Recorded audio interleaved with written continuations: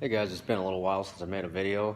Figured I'd do a little update, and then I got a little how-to. I know there's a bunch of videos on how to do that. I'm doing a knock sensor on a O3 CRV, and in a lot of the videos, some of these guys, I can't even fucking understand them, and they're just talking way too much, making it too damn complicated. I'm gonna try to just get right to the point and show you how to do it. It's not real easy, I guess, but you know, we'll get it done.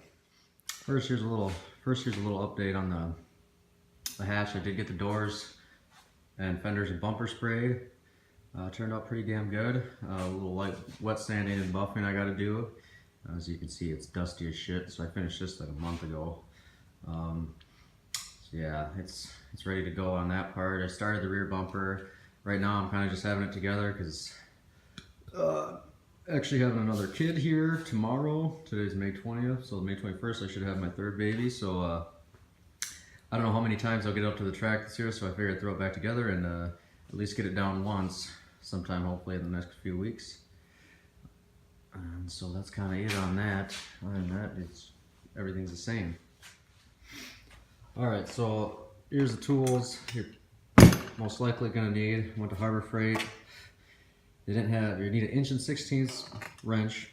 If you have a ratcheting one, even better.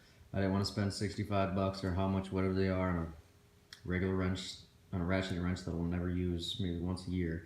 So anyway, so it was like 30 bucks something for a whole standard long wrench kit with the 1/16" up, and it goes up to I think 1 3/4 or something, I don't know. And then you got your 90-degree pliers. That's gonna be able to get your hand up there to or get it up there to undo the clip. And then it just came with, they don't sell anything in singles, so that sucked. So that's what I'm gonna use. First step is to get the car up in the air, or just get it on ramps as high as you can get it. If you don't have a lift, it's all fine and dandy. So what sucks is CRV's got the plastic intake manifold that wraps down. You can't, the only other way would be to take the intake manifold off. You obviously don't wanna do that. It just takes even longer time. So you'll have your, instead of that, you'll have your little cowl piece that sits underneath there. Mine's already off. And so I'm laying down right now. I got the flashlight on it. You can kind of see it right there. So we're gonna take our needle nose and unplug that. Soon it's gonna be a pain in the ass to do, but we'll get it done. So that's gonna be the first step. Okay, so I did get it out. It was actually really freaking easy with that long 90 needle nose pliers. I'm trying to get the phone so you can see it's unclipped. Now it's the challenge of 1/16" wrench. You're probably gonna have to use box end and open end on there, and it's probably gonna take a long time just to, since I don't have a ratcheted one, to loosen that so I can get my hand up there to unthread it by hand. So we're gonna go ahead and try that.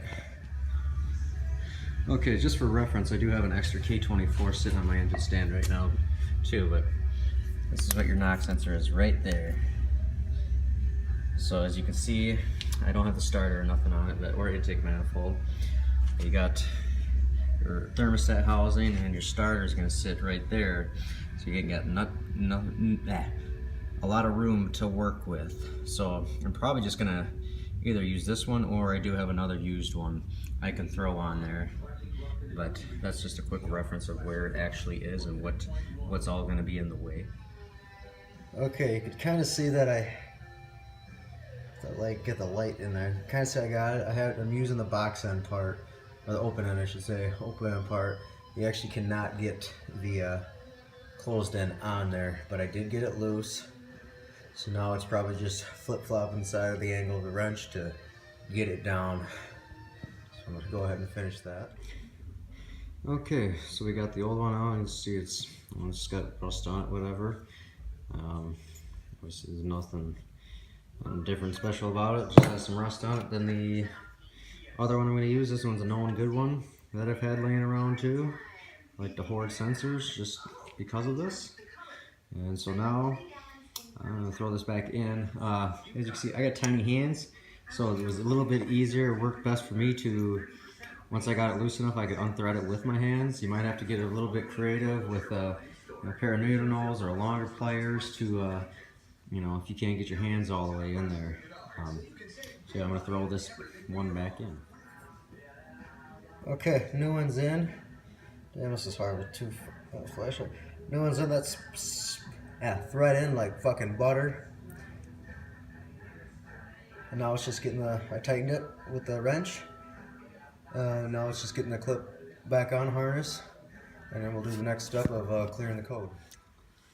Alright, now that we got our scan tool plugged in, your OBD2 port's right above your gas pedal. This is just a regular Harbor Freight scan tool. I think it was like their medium grade one. So we're just going to go to OBD2. It's going to connect to the vehicle. Usually all the scan tools are similar, I guess. If you don't have one, obviously you can go to O'Reilly's, AutoZone, or Advanced. I think they do all that shit for free. This is just going to take a few seconds here. Come on. Well, I had the car. Here we go. Erase. Read codes. Stored codes. Okay, manufacturer specific. Honda. NOx sensor bank 1. EVAP canister system control leakage. That could just be gas cap, possibly, or something else. I'm not going to worry about that one right now. Erase it. Yep.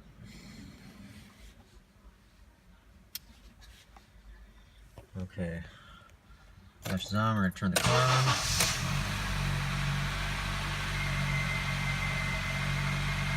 And we have no codes. ABS light is obviously on. I did the wheel bearing and ball joint on the driver's side a couple weeks ago, and it the sensor for the ABS was actually like, I don't know, it like rusted somehow. Plastic, it just like would not come out, so I ended up having to cut the wire, and I'll have to replace that down the road sometime. But right now it is not needed. But that was kind of the whole shindig on how to do the NOx sensor right now.